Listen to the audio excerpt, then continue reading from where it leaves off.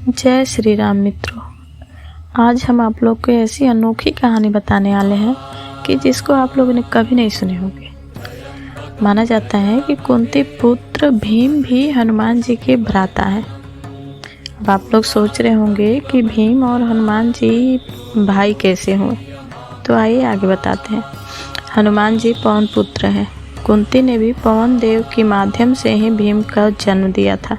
इस से दोनों एक ही पिता के पुत्र हैं, इसलिए भीम को भी पवन पुत्र कहा जाता है और हनुमान जी को भी पवन पुत्र कहा जाता है।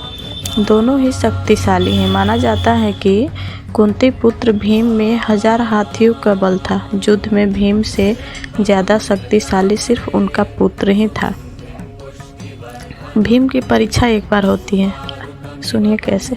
एक बार भीम अपनी पत्नी के लिए एक पुष्प ढूंढ रहे थे, तो रास्ते में ही एक बंदर मिला जो अपनी पूंछ से रास्ता रोके हुए बैठा था। भीम ने उसकी पूंछ हटाने की बहुत कोशिश की। अपनी सारी ताकत लगा दी भीम ने हनुमान जी की पूंछ हटाने के लिए। तब बंदर ने चुनौती देते हुए कहा कि अगर वह उनकी पूंछ को हटा देता है तो जो कहेंगे वो।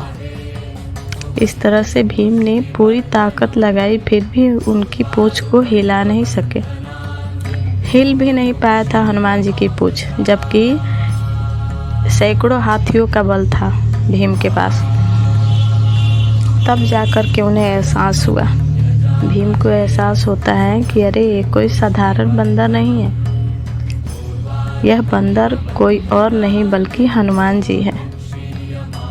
जय श्री राम, जय जय पवन पुत्र हनुमान जी। आगे सुनाते हैं एक और कहानी। कुंती पुत्र और भीम की तो कहानी आप लोगों ने सुन ली। एक और ही बहुत ही रोचक कहानी है। माता जगदम्बे के सेवक हनुमान जी कैसे हैं, आइए जानते हैं। हनुमान जी पताखा लेकर के हमेशा आगे चलते हैं और भैरव जी मुंडी लेकर के पीछे चलते हैं। माता जी के हर मंदिर में आप लोग देखे होंगे कि हनुमान जी झंडा लिए आगे रहते हैं और भैरव जी पीछे रहते हैं। इस कहानी को माता वैष्णो के से भी जोड़ा गया है कि माता वैष्णो जी से शुरू है, लेकिन आगे सुनते हैं। भगवान श्री राम और माता दुर्गा की कृपा चाहने के लिए हनुमान जी की भक्ति जरूरी होती है, सो कीजिए ज़रूर।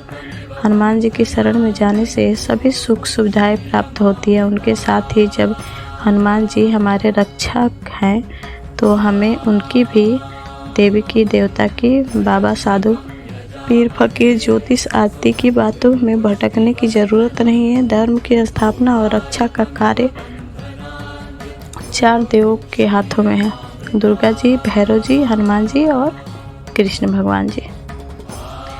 एक और कहानी बतलाते हैं आप लोग को, बहुत मस्त, ये भी सुनिएगा। हनुमान जी ने इस तरह से किया था, प्रभु श्री राम का साथ दिया था। अब कैसे दिए थे?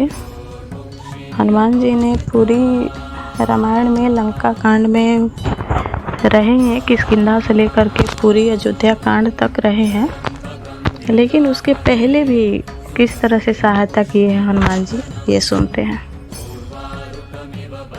माना जाता है कि महापंडित और शिव भक्त रावण द्वारा अपनी विजय निश्चित करने के लिए त्रिदेवों की जननी माता चंडी दुर्गा का पाठ से करवा रहा था। ब्राह्मणों के पाठ की तैयारी में और उनकी सेवा के लिए कई लोग नियुक्त थे। उन्हीं लोगों के बीच हनुमान जी भी ब्राह्मण बालक का रूप धारण करके ब्राह्मणों की सेवा में जुट गए थे। बालक हनुमान जी की निस्वार्थ सेवा देखकर चंडी पाठ करने वाले उन ब्राह्मणों ने प्रसन्न होकर के हनुमान जी से वर मांगने को कहा। इस पर हनुमान जी ने विनम्रता पूर्वक कहा,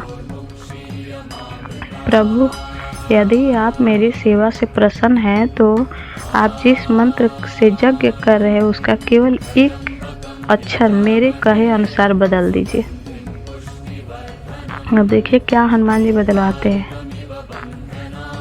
माना जाता है कि हनुमान जी स्वयं शास्त्रों के ज्ञाता हैं। उनके जैसा ज्ञानी अन्य कोई नहीं। इसलिए हनुमान जी चंडी पाठ के लिए उच्चारित किए जा रहे एक मंत्र का गूढ़ अर्थ जानते थे, जबकि मंत्रों का इतना गहन ज्ञान उन ब्राह्मणों को नहीं था। सो वे ब्राह्मण हनुमान जी के इस रहस्य को समझ न सके और जल्दीबाजी में तथास्तु कह दिए। दरअसल हनुमान जी ने चंडी पाठ के जया देवी भर्तृहरि वाले मंत्र के ह के साथ ह के स्थान पर क उच्चारण करने का निवेदन कर दिए, जिसे ब्राह्मणों को मानना ही पड़ा। और भर्तृहरि का अर्थ होता है प्राणियों को पीड़ा हरने वाली, और भर्तृकर्णी का अर्थ होता है कि प्राणियों को पीड़ित करने वाली। देखिए कितने चतुर है हनुमान जी। रावण ने अपनी पीड़ा को कम करने के लिए यज्ञ करा रहा था, और वो जा करके बढ़ाने के लिए मंत्र उच्चारण करवा दिए। उच्चारण के इस परिवर्तन मात्र से ही माता चंडी का विकृत हो गया, जिससे देवी रुष्ट हो गई और रावण को अमरता वरदान देने के स्थान पर उसकी सर्वनाश का वरदान दे दिए। मंगलवार और शनिवार के दिन हनुमान जी को चोला चढ़ाए। हनुमान जयंती या हनुमान जी की जयंती नहीं मनाई जाती। हनुमान जी अमर हैं तो उनकी जन्म उत्सव मनाए जाते हैं। हनुमान जन्मोत्सव या महीने के किसी भी मंगलवार के दिन सुबह उठकर स्नान कर साफ कपड़े पहने एक लोटा जल हनुमान जी के मंदिर में जाकर अवश्य चढ़ाएं। हनुमान जी को मूर्ति को स्नान कराएं। हनुमान जी आप सब कृपा करें। और कहानी सुनने के लिए बहुत बहुत थैंक यू। जय श्री राम।